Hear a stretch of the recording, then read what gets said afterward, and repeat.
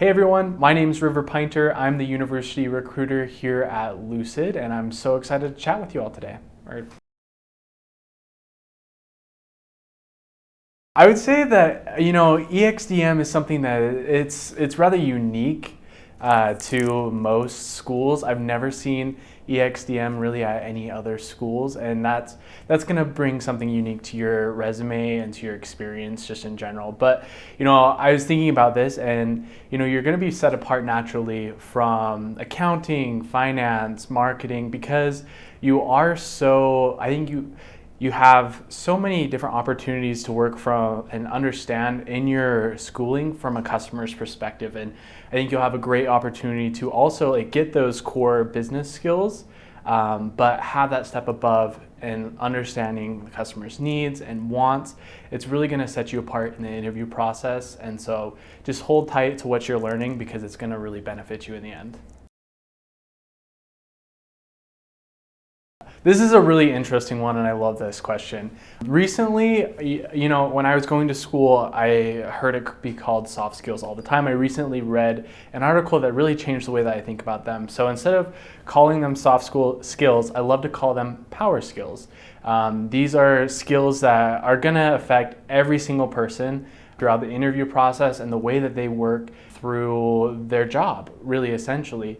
We always love to see people that can communicate well, tell a story, people that have management skills and experiences.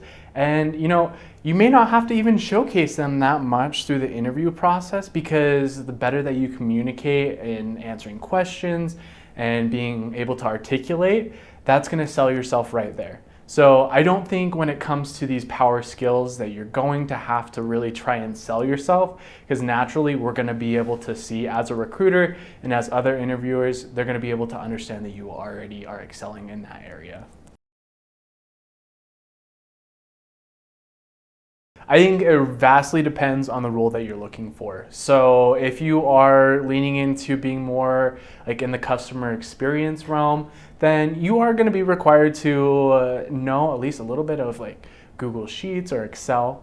It's a big one. Maybe if you've had understanding in Tableau and being able to see data, you don't have to code through data, but being able to understand, what those charts and the data is saying is something that's excellent. And then another one, it is really working in Salesforce, and being able to understand that program is really vital for customer experience.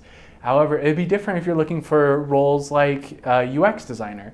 If you are a UX designer, you're going to be needing to understand and be able to work through data as well. But you're going to also need to be able to work in Figma, and you're going to be able to need to know how to wireframe and work in whatever company has whatever platforms. There's a lot of different platforms out there, but being able to do your research and understand and being up to date in that is very important.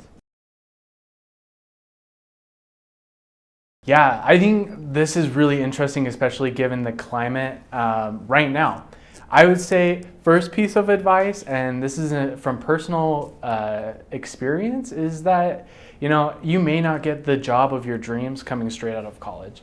So though you can shoot for the stars and apply for big companies like Google, Meta, and everything, right now, everybody's slowing down, offers are being rescinded. So do your research on the company. Find great companies and maybe make a top 10 and do some research and understand their culture, and maybe connect with people on LinkedIn that work there and ask for informational interviews and be able to get in and maybe get a referral from that when a role that you're interested in opens up.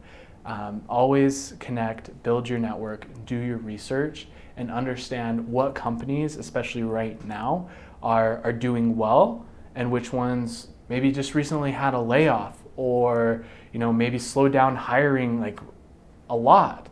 That tells a lot about the company, but also looking at the company, looking at who works there, if this is a culture that you want to fit and that would fit with who you are, is essential.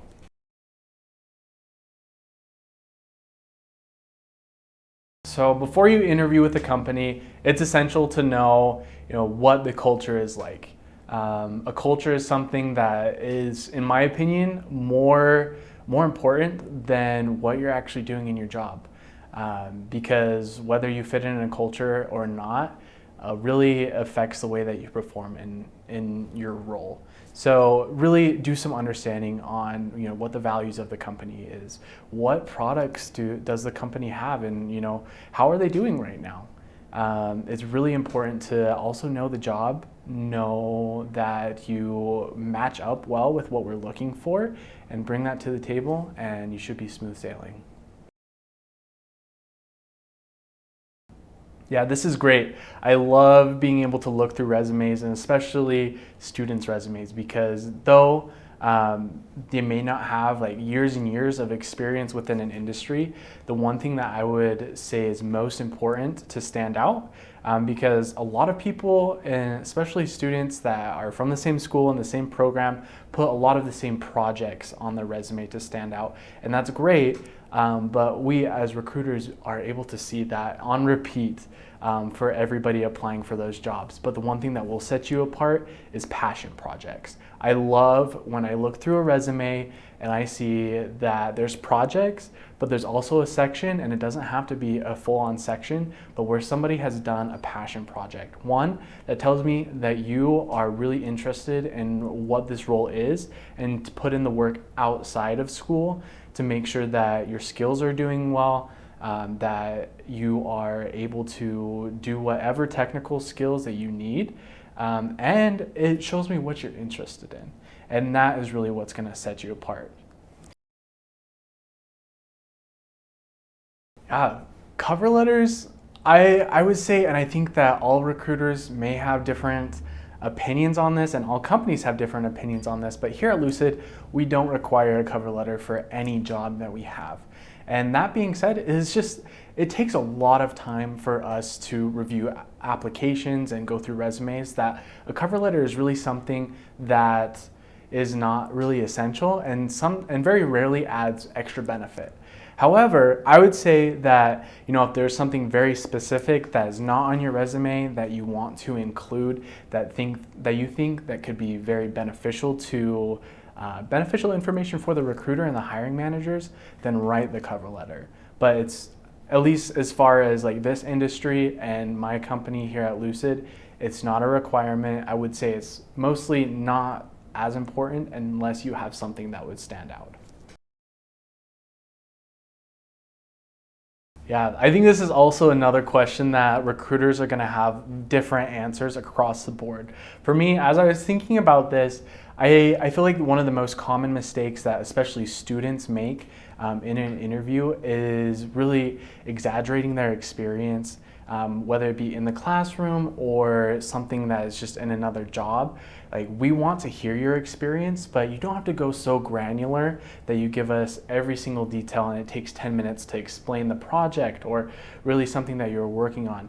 A tip that I would say is, when you're asked about an experience, give an experience where you made something very complex simple. Tell them, I want to learn, we all hate processes. Tell me how you're able to simplify that and make it faster and take out all of the fluff that was really unnecessary. And that is going to be a key to being very successful in an interview. Culture is everything, and I will speak to that throughout my career. Find a company that is a culture fit for you. And doing that research is probably one of the most fun things that you can do in looking for a job. So I would say find your top 10 companies that you want to work for, and then really dig deep and know what that is going to look like in terms of culture. So whether it be looking at the job website, connect with employees on LinkedIn, reach out to them, and that's going to be the best place where you're going to be able to see what a culture is like, is getting a first-hand response from somebody. A tip that you could do is reach out to a recruiter. It's literally our job to sell the company and bring people to work here. We're so happy to share different things about the company, whether it be like very role or team specific to the culture at large at companies. I think that you would really make a recruiter's day reaching out to them and asking for an informational interview and talking about culture.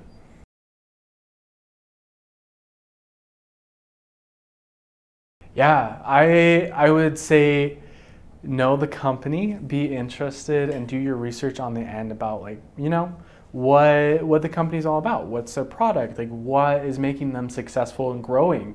You don't have to go up to a recruiter and be like and know all the details and rattle them off, but be able to have conversations, understand what the company is about, and come with questions.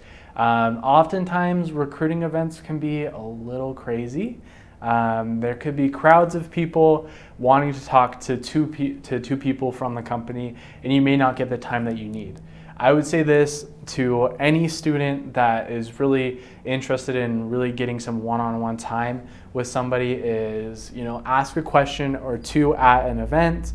If there's crowds, if there's nobody there, then like absolutely take as much time as you want. But you're gonna make a bigger impact asking for somebody's LinkedIn and being willing to connect, and then afterwards going and thanking them for coming to the event. And say, I'm really interested. This company is really interested into me. I know that there's a lot of potential jobs that I would really be interested in. Can we set up a time to connect? And I think you're going to make that person's day. They're going to remember you, and that's exactly how you get a person to refer you as a role instead of just having to apply and not knowing anybody.